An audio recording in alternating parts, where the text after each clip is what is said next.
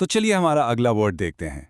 ये है इम्पेटस। सबसे पहले ये एक नाउन है। अब इसका मतलब क्या है? बिल्कुल सिंपल शब्दों में, ये एक ऐसी ड्राइविंग फोर्स है, एक ऐसी चीज जो किसी काम को होने में या और तेजी से होने में मदद करती है। एक तरह का धक्का या मोटिवेशन आप कह सकते हैं।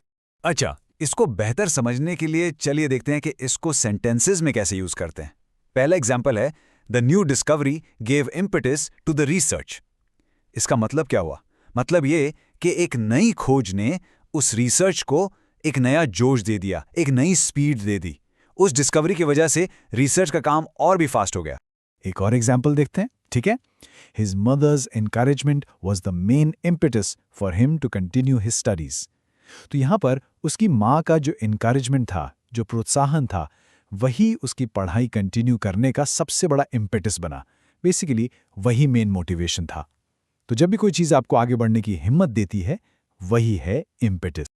और हाँ, इम्पेटस सिर्फ पर्सनल लेवल पर ही नहीं, बड़े लेवल पर भी यूज होता है।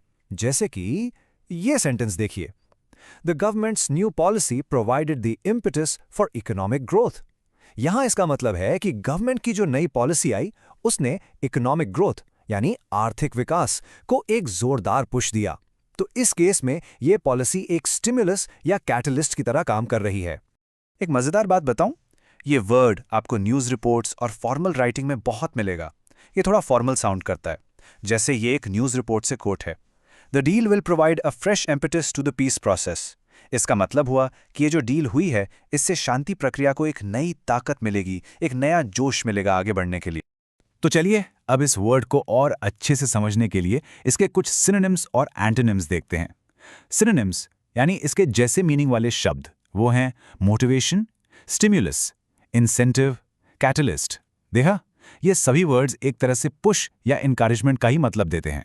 अब आते हैं इसके एंटोनिम्स पर, यानी इसके उल्टे शब्द। ये हैं हिंड्रेंस, डिटरेंट, डिस्करेजमेंट, ब्लॉक।